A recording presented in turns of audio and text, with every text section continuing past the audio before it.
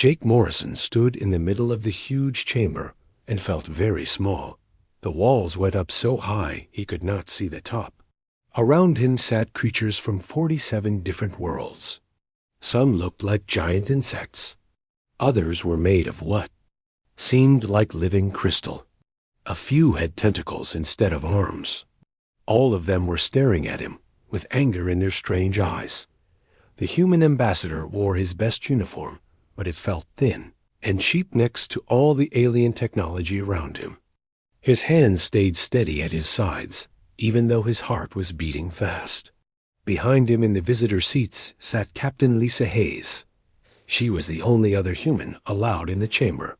Her face showed no fear, but Jake knew she was as worried as he was. The trial had been going on for 6 hours now. Species after species had come forward to speak against humanity. The charges were serious. Humans had broken rules. They had built weapons when they promised not to. They had settled on worlds without asking first. They had taken alien technology and made it better. Worst of all, they had refused to follow orders from the Council. Counselor Vexstar was the one leading the attack against humanity. His body was made of blue crystal that grew in sharp points. When he got angry, the crystal flashed with bright light. Right now, he was very angry. His voice sounded like breaking glass when he spoke.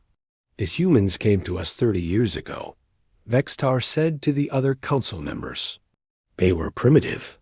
They had just learned to travel between stars. We welcomed them. We gave them our technology. We taught them our ways. We offered them membership in our great council. How did they repay our kindness? With lies and violence. Jake wanted to speak, but the rules said he had to wait. He watched as one alien after another stood up to accuse his people.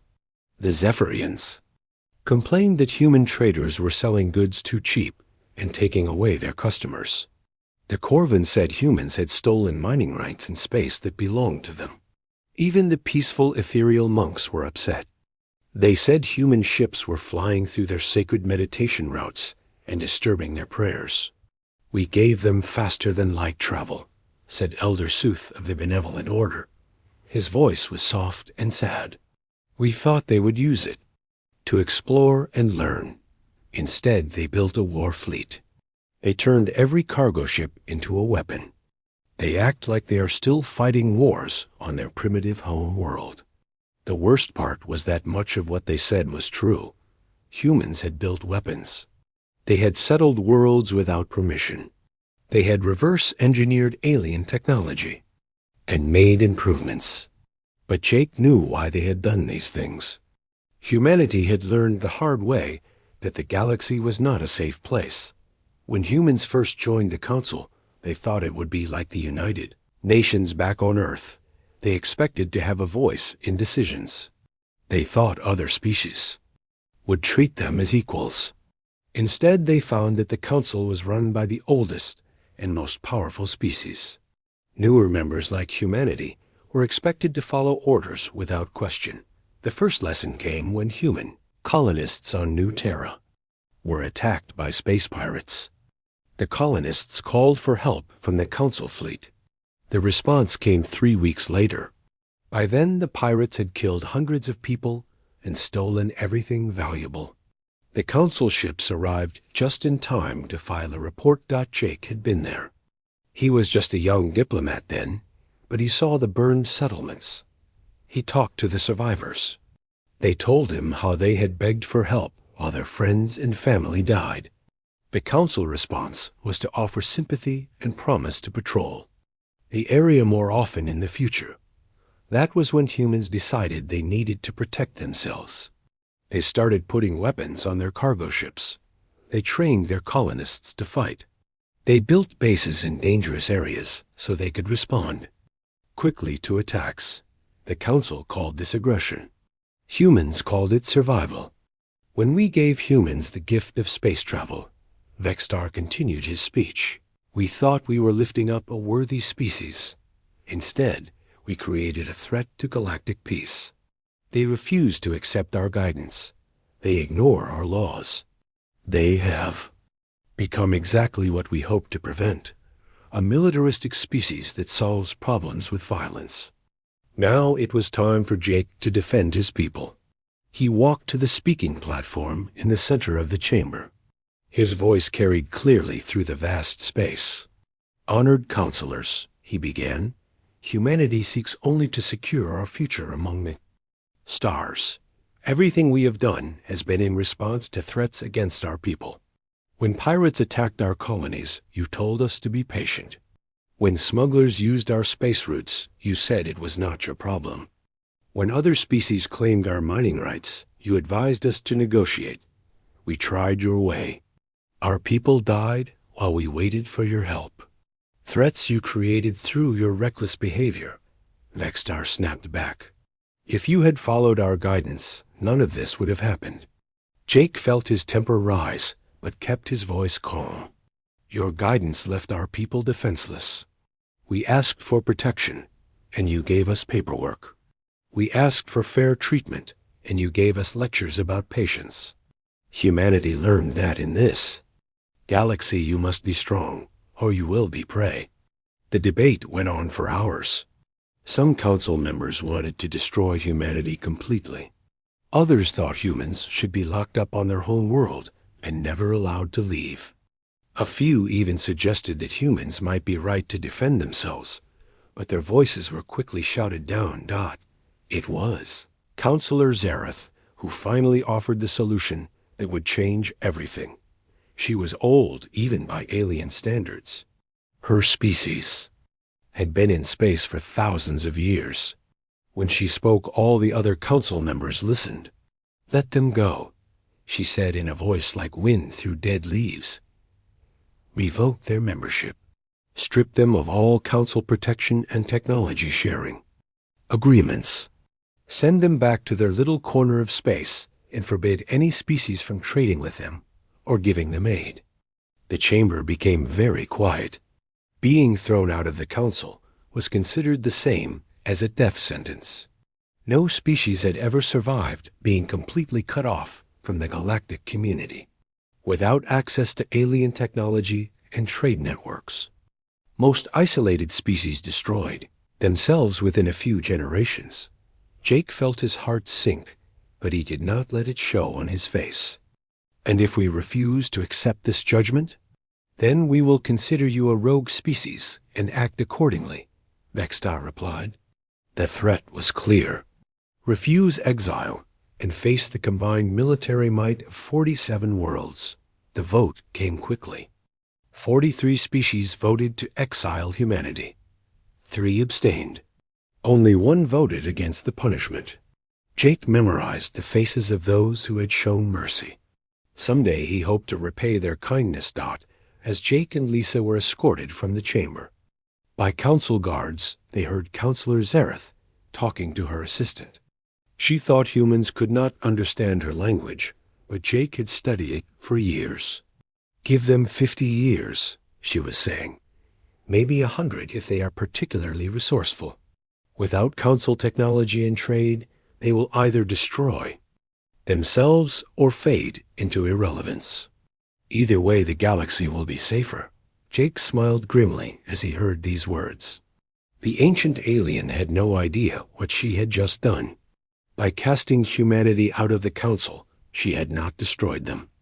She had set them free, free from council rules, free from alien oversight, free to become everything they were capable of being. The council had just made the biggest mistake in galactic history. They would realize it too late to stop what was coming. Humanity had been judged and found wanting. Now they would show the galaxy what humans could accomplish when they stopped asking for permission. Ryan Blake watched through the bridge windows as the last human transport ship pulled away from Kepler Station. The massive space station had been humanity's proudest achievement outside the solar system. Now they were abandoning it because the council had ordered all humans to leave their territory. 5 years had passed since the exile, and Blake had spent most of that time moving people and equipment back to human space. It was not easy work. Hundreds of thousands of humans had been living and working in Council territory. They had built homes and businesses and lives among the aliens. Now all of that was gone. "Last transport is clear, sir," reported Lieutenant Kate Williams from her station. All human personnel had been withdrawn from Council space according to their demands. Blake nodded but said nothing. The evacuation had been completed on schedule, but it left a bitter taste in his mouth. Humans were being treated like criminals who needed to be removed from civilized space. The aliens acted like humanity was some kind of disease that might spread if they were not careful. Alex Chun looked up from his science station with barely hidden excitement. "Captain, you need to see this. The research teams have made a breakthrough." Blake walked over to Chun's workstation, where holographic displays showed complex patterns and equations. "What am I looking at, Doc?" "The Council gave us 30 years of their technology," Chun explained with growing enthusiasm. "But they never expected us to truly understand it. While they were busy debating our fate, our scientists were taking apart everything we could get our hands on. We didn't just copy their designs. We figured out how they work and made them better. The results were impressive. Human engineers had not just reverse-engineered alien technology. They had improved it in ways the original creators never imagined. New fusion drives were 30% more efficient than anything the Council used. Quantum computers processed information faster than the best alien systems. Most important of all, they had developed their own method of faster-than-light communication that did not depend on Council networks. "There's more," Chun continued as he brought up star charts on the main display. "We've identified 17 star systems beyond our assigned territory that the Council hasn't even surveyed yet. No registered claims, no monitoring stations, nothing." Blake studied the charts carefully. The nearest unexplored system was only 2 hyperspace jumps from the border of human space. The farthest was in what the Council called the Dead Zone. It was considered too far from their core territories to be worth exploring. Chief Engineer Sam Rodriguez joined the conversation. His usual serious expression was replaced by something Blake had not seen in years: hope. "Captain, we're not just talking about a few extra worlds here. We're talking about leapfrogging the entire galactic community. While they're focused on managing their core territories, we could be establishing colonies in completely unexplored regions." Blake considered what this meant. The Council expected humanity to stay in their assigned corner of space and slowly decline without access to alien technology and trade. Instead, the exile had accidentally freed humans from all the restrictions and oversight that had been holding them back. "Rodriguez, how many ships do we have that are capable of long-range exploration?" 43, sir, and growing. "The shipyards on New Terra are working around the clock. We're launching new vessels every week." Blake smiled for the first time in months. The Council thought they had clipped humanity's wings by throwing them out. Instead, they had simply forced humans to learn how to fly on their own terms. "Sean, I want detailed surveys of all 17 systems." "Rodriguez, I want those shipyards working overtime. We're going to need a lot more ships." Williams opened a secure channel to Fleet Command. As his crew carried out their orders, Blake looked out at the stars and felt something he had not felt since the exile began: hope for the future. Somewhere out there, the Council members were probably congratulating themselves on solving the human problem. They had no idea that they had just unleashed humanity on an unsuspecting galaxy. The real work was just beginning. For 30 years, humans had played by alien rules and tried to fit into alien society. They had been junior partners in someone else's civilization. The exile had changed all that. Now humanity was free to build their own civilization according to their own values and dreams. Blake knew it would not be easy. They were starting over with limited resources and no allies. But humans had started with less before. They had survived. Ice ages and plagues and wars. They had spread across their home world and then reached for the stars. Being cast out by aliens was just another challenge to overcome. The intercom crackled as a message came in from Fleet Command. Admiral Patricia Morgan's voice was clear and determined. All ship commanders report to New Terra immediately. We have a new mission. Operation Exodus begins now. Blake felt his pulse quicken. Operation Exodus had been planned for months in secret. It was humanity's response to the exile. Instead of accepting isolation, they would expand into unexplored space and build a new kind of civilization. One based on human values of exploration and innovation rather than alien ideas of control and stagnation. Set course for New Terra Maximum. Speed, Blake ordered. It's time to show the galaxy what humans can accomplish when we stop asking for permission. The journey to New Terra took 18 hours. When Blake arrived, he found the orbital shipyards busier than he had ever seen them. New ships were under construction in every dock. Transport vessels, cargo haulers, exploration ships, and yes, even warships. Humanity was preparing for the greatest expansion in their history. The briefing took place in the main conference center on New Terra's surface. Blake found himself surrounded by the best minds humanity had to offer. Scientists, engineers, military, officers, and colonial administrators. All of them had been working in secret to prepare for this moment. Admiral Morgan stood at the front of the room and activated the main display. It showed a three-dimensional map of the galaxy with human space, marked in blue and Council territory in red. Beyond the red zone were vast areas marked in green. Unexplored space.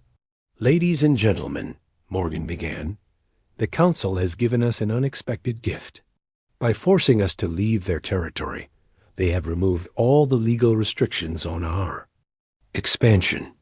We are no longer bound by Council treaties or exploration agreements. The galaxy is open to us. The plan was ambitious beyond anything humans had ever attempted. 17 exploration fleets would be sent into unexplored space. Their mission was to establish colonies and resource extraction operations far from Council oversight. Within 10 years, humanity would have a presence in regions the aliens had never even visited. The Council expects us to huddle in our corner of space and slowly fade away, Morgan continued. They think cutting us off from alien technology will cripple us. They're wrong. Human ingenuity has always been our greatest strength. We don't need their permission to reach for the stars. Blake listened as the details were explained. Each exploration fleet would consist of colony ship survey, vessels, mining platforms, and support craft. They would establish self-sufficient settlements that could survive without contact with human space for years if necessary. Most importantly, they would scout for signs of other alien civilizations that might be willing to trade with humanity. The Council isn't the only game in town, Sean explained during the technical briefing. Our long-range sensors have detected artificial signals from beyond their territory. There are other civilizations out there. Maybe some of them will be more interested in cooperation than domination. As the briefing ended, Blake felt a mixture of excitement and nervousness. Humanity was about to embark on the greatest adventure in their history. They were leaving the familiar confines of Council space and venturing into the unknown. It was dangerous, but it was also exactly what humans did best. The Council had allowed the humans to go, thinking it would solve their problems. Instead, they had just given humanity the freedom to become everything they were capable of being. The galaxy was about to discover that exiling the human race was the biggest mistake anyone had ever made. Elena Rodriguez guided her scout ship through the darkness between stars farther from home than any human had ever traveled. 15 years had passed since the exile, and she was now exploring regions of space the Council had never even mapped. Her mission was simple but important: find new worlds and resources that could support humanity's growing expansion into the unknown. What she found changed everything humanity thought they knew about the galaxy. "Commander, you need to see this," said Lieutenant Ben Parker from the navigation station. His voice carried a mixture of disbelief and excitement that made Rodriguez look up from her reports. The sensor display showed something impossible.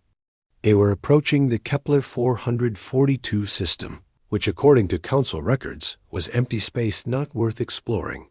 But the sensors told a completely different story. The fourth planet was not just habitable. It was inhabited by an advanced civilization. "Take us into orbit, Parker, but keep the stealth field active," Rodriguez ordered. "I want to know what we're dealing with before they know we're here." The world below was unlike anything in human or Council databases. Cities grew like living coral, reaching toward the sky in impossible spirals and curves. Energy readings showed technology that was at least as advanced as anything the Council possessed, but completely different in design and purpose. Dr. Amy Foster, a mission specialist in alien life forms, stared at her instruments in amazement. "Commander, I'm detecting massive industrial complexes on the dark side of the planet. These aren't primitive beings. Their technology might be more advanced than ours." As they studied the mysterious world, a new contact appeared on their sensors. A ship approached their position, moving faster than anything Rodriguez had ever seen. It was sleek and crystalline, with a design that seemed to flow like water frozen in motion. "They found us despite our stealth field," Parker said, reaching for the weapons console. "Hold your fire," Rodriguez ordered. "If they wanted to attack they would have done it already. Open a communication channel."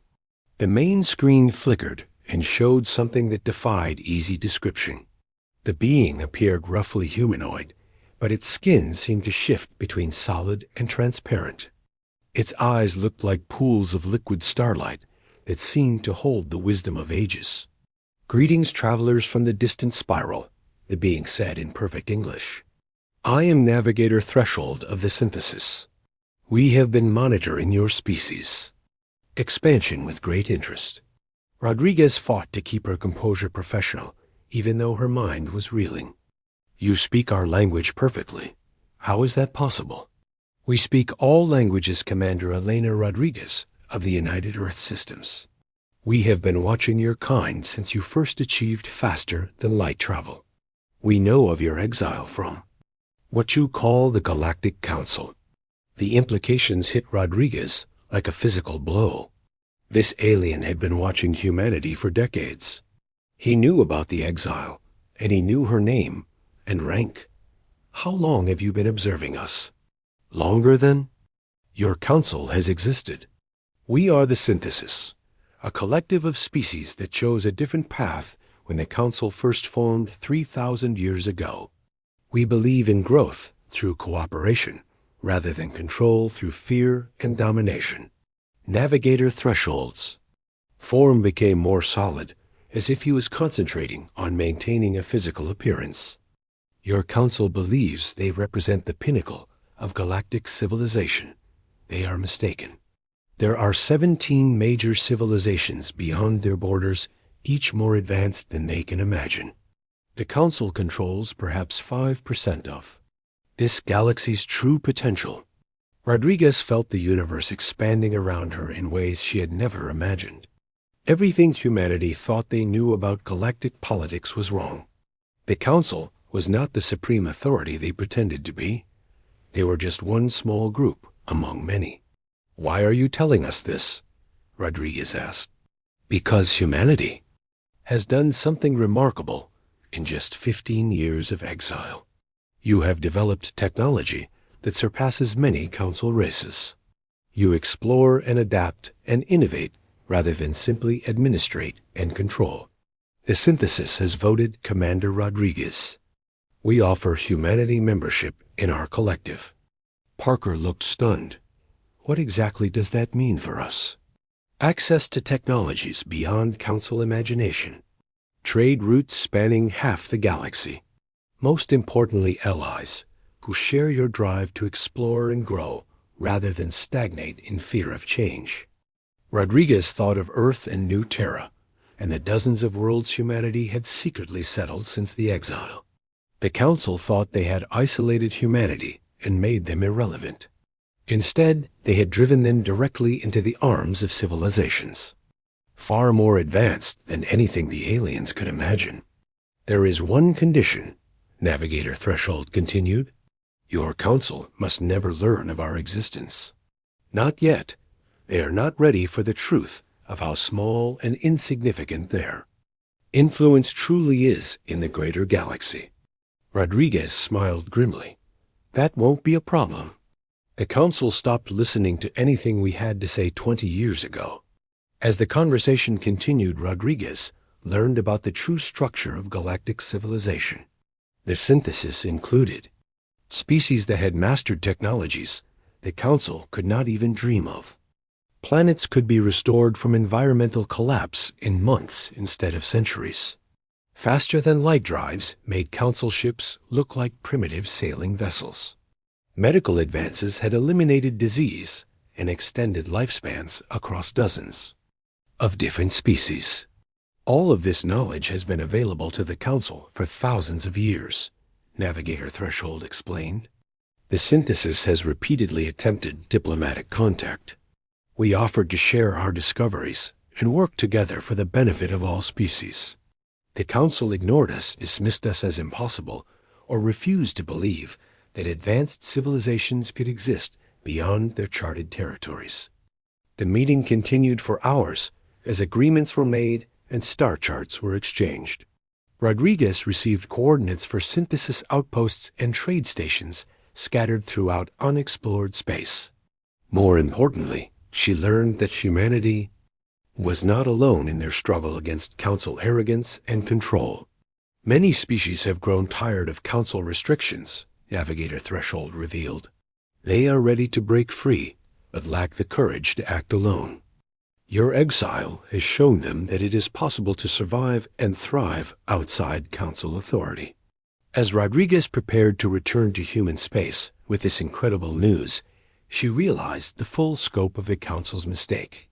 They had not just exiled humanity, they had accidentally delivered their most innovative and determined species directly to their greatest rivals and competitors. "There is one more thing," Navigator Threshold said as their meeting concluded.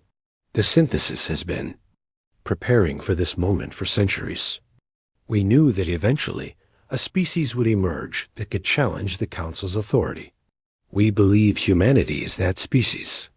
Rodriguez felt the weight of destiny settling on her shoulders. Humanity had been cast out and left to die in the darkness between stars. Instead, they had found allies and opportunities beyond their wildest dreams. The Council's attempt to eliminate the human threat had instead created a force that would reshape the entire galaxy. The journey back to human space took weeks, but Rodriguez's mind was racing the entire time. Everything would have to change. Humanity's expansion plans would need to be completely redesigned to take advantage of synthesis technology and trade routes.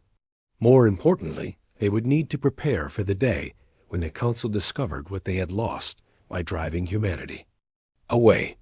When Rodriguez finally reached New Terra and delivered her report, the response was immediate and decisive. Admiral Morgan ordered the activation of Operation Renaissance, humanity's secret plan to build a new kind of galactic civilization based on cooperation rather than domination. The Council had allowed the humans to go believing it would solve their problems. Instead, they had just given their most dangerous rivals the ally they needed to challenge everything the Council had built over 3,000 years of rule. The galaxy was about to become a much more interesting and dangerous place. 25 years after humanity's exile, the Galactic Council faced their first real crisis in over 1,000 years. The emergency session had been called by Councillor Vextar himself, and his crystalline form flickered with barely controlled panic as representatives from 47 species gathered in unprecedented numbers. Admiral Carl Patterson watched the proceedings from the shadows of the public observation area. The old soldier had been monitoring council activities for years, and his presence was unknown to the aliens below. He smiled grimly as he listened to their growing fear and confusion. "Honored counselors," Vextar began, his voice carrying clearly, "across the vast chamber, we face an unknown threat of unprecedented scope and sophistication." Patterson leaned forward as the reports began.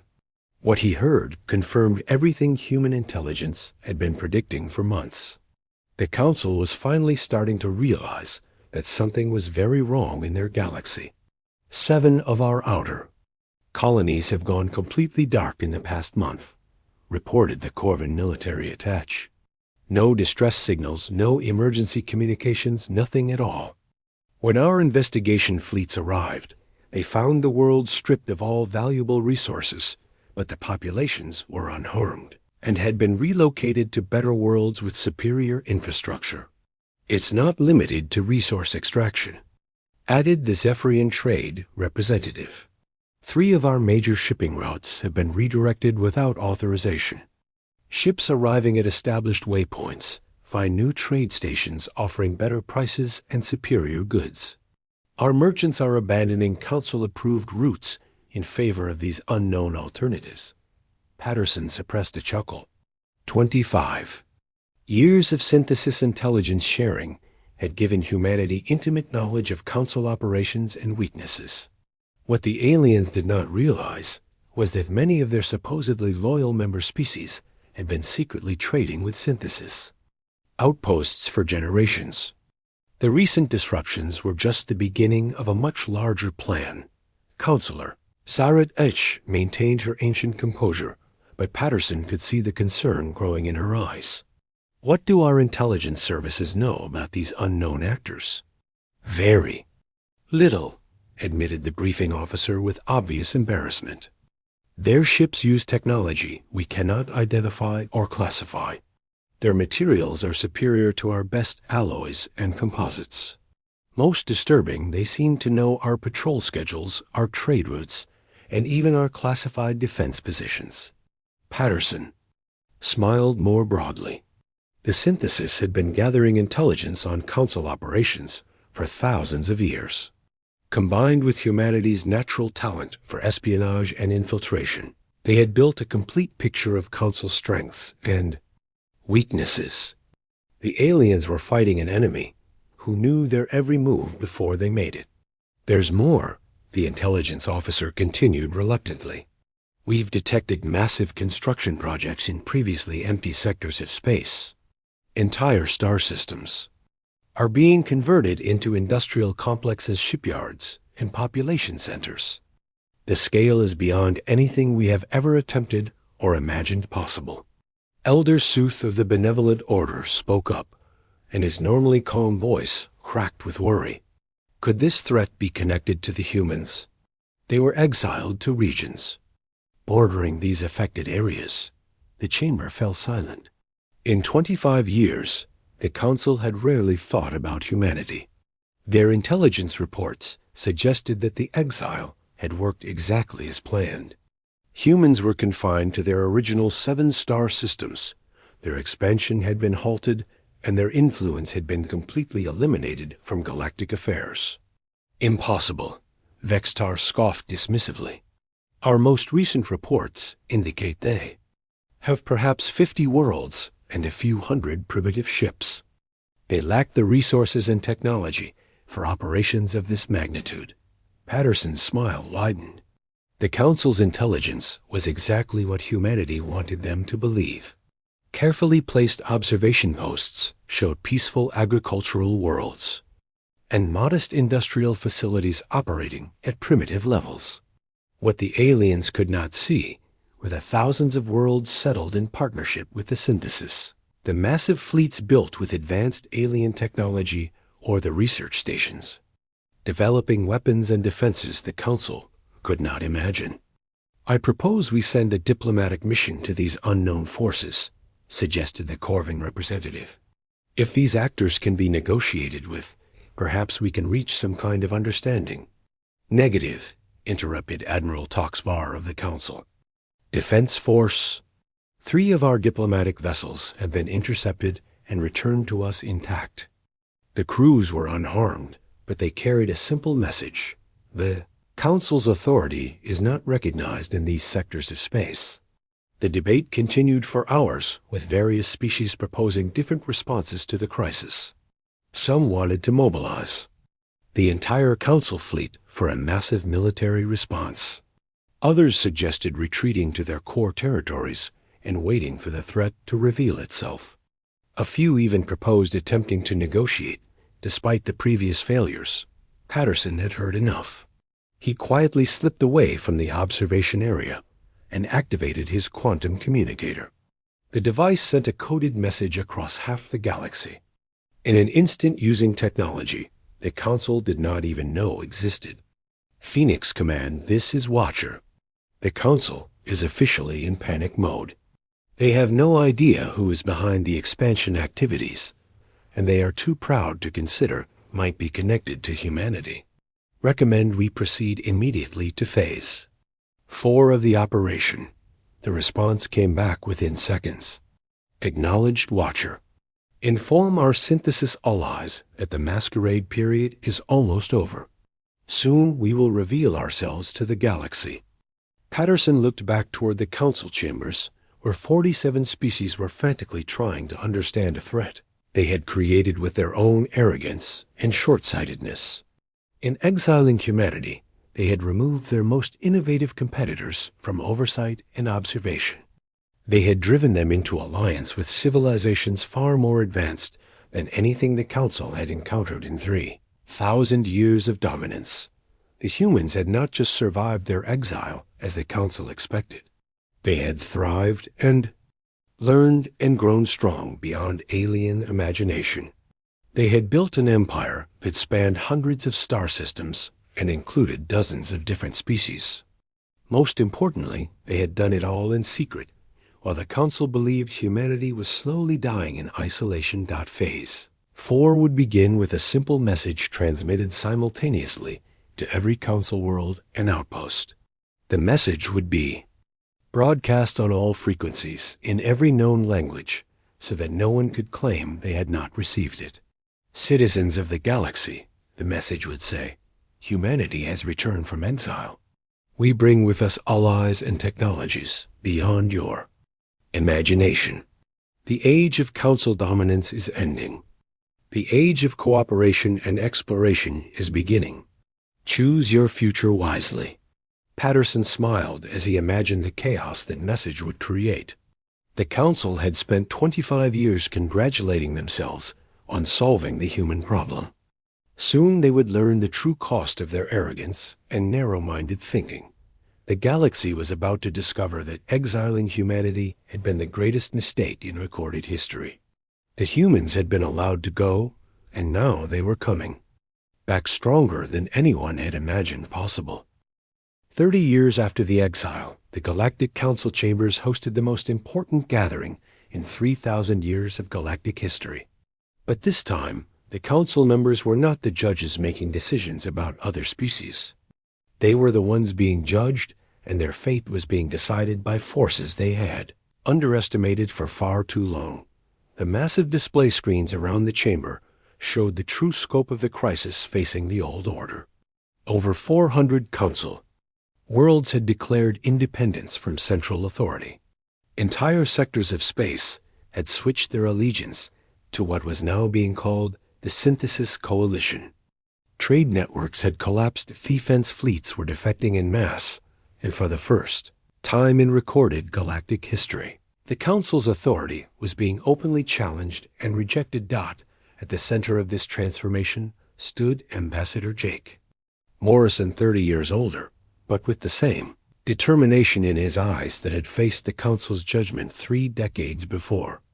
Beside him stood representatives of 17 non-Council civilizations, including Navigator, threshold of the synthesis, whose presence alone challenged everything the Council thought they knew about the galaxy.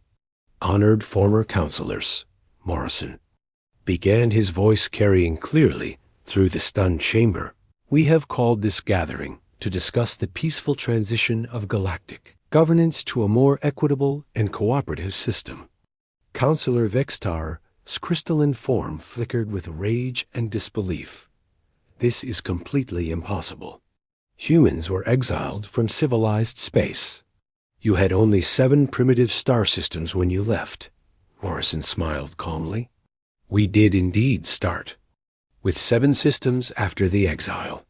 Today the Human Federation encompasses over 3,000 worlds across multiple spiral arms. The Synthesis Coalition, of which we are a founding member, includes more than 15,000 inhabited systems, representing dozens of advanced civilizations. The numbers were staggering beyond comprehension. In just 30 years, humanity had not only recovered from their exile, but had built an interstellar empire that made the Council's territories look small and insignificant by comparison. But the true measure of our success, Morrison continued, is not found in numbers alone. It lies in the fact that every world that has joined us did so voluntarily. Every species that has allied with us made that choice because we offered genuine partnership rather than domination and control. Dr. Elena Rodriguez, now serving as Director of Xenological Affairs, stepped forward with a data tablet containing information that would reshape galactic understanding. The Synthesis has spent 3,000 years developing technologies that surpass anything in Council databases. Planets destroyed by environmental collapse can be restored to full health in months rather than centuries. Faster than light drives? Make your best ships look like primitive sailing vessels. Medical advances have eliminated disease and extended lifespans across dozens of different species. All of this knowledge and technology was available to the Council. Added Navigator threshold his form, shifting between translucent and solid as he spoke. The Synthesis repeatedly attempted diplomatic contact over the millennia. We offered to share our discoveries and work together for the benefit of all galactic civilizations. The Council ignored us, dismissed us as impossible, or refused to believe that advanced societies could exist beyond your carefully mapped territories. Elder Sooth of the Benevolent Order, one of the few Council members to maintain any dignity during the crisis, spoke carefully. What exactly do you want from us now? Nothing at all, Morrison replied with surprising gentleness. This is not a conquest or an invasion. This is simply the natural evolution of galactic civilization. The old system of centralized control and artificial scarcity is ending whether the Council accepts it or not. Your member species are free to choose their own path forward. Admiral Carl Patterson, now serving as Fleet Admiral of the Combined. Defense Forces activated a holographic display that showed military positions throughout known space. Council military forces are welcome to stand down peacefully and join the Coalition defense grid. Those who choose to resist will be treated as hostile forces and dealt with accordingly. The strategic display revealed the hopeless nature of the Council's position. Their space was completely surrounded, their supply lines had been cut, and their communications were being monitored constantly. This was not a war in any traditional sense. It was a fait accompli that had been years in the making.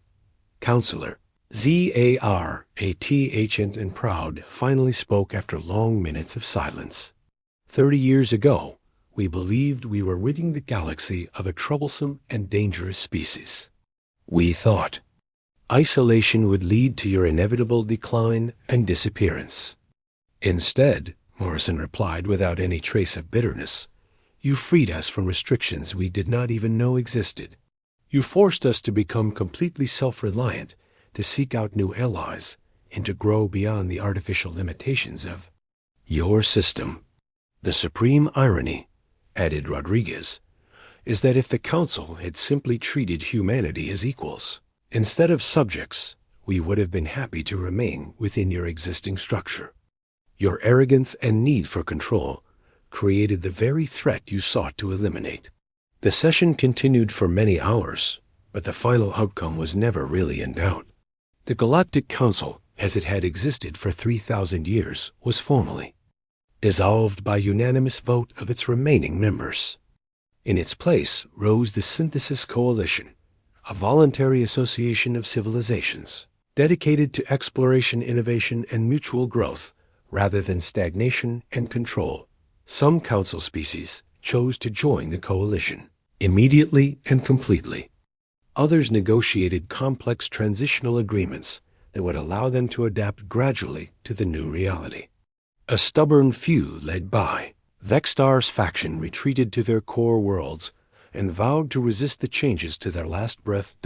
As the historic session concluded, and the former council members filed out in various states of defeat and resignation, Morrison stood with Navigator Threshold, watching the end of an era and the beginning of something entirely new. Your species continues to exceed our most optimistic projections, Threshold observed with something that might have been admiration. In just 30 years you have transformed from exiled refugees into the driving force behind galactic transformation. Morrison chuckled softly. You provided us with the tools and the opportunity. We simply did what humans have always done best. We adapted to new circumstances. We innovated solutions to impossible problems, and we refused to accept that anything was truly impossible. And what happens now? Morrison looked out through the great windows of the former council chambers at the stars beyond, knowing that among them lay 15,000 worlds where humans now worked alongside dozens of alien species to explore new frontiers and push the boundaries of what civilized beings could accomplish together. Now we get back to what we were doing before the council interrupted us with their narrow-minded prejudices, he said with quiet satisfaction. We reach for the stars and see how far we can go. The council had allowed the humans to go believing it would eliminate a troublesome problem. Instead, they had unleashed humanity's greatest strength, their absolute refusal to accept that anything was impossible, or that any challenge could not be overcome through determination and innovation. The galaxy would never be the same, and that was exactly what humanity had always intended.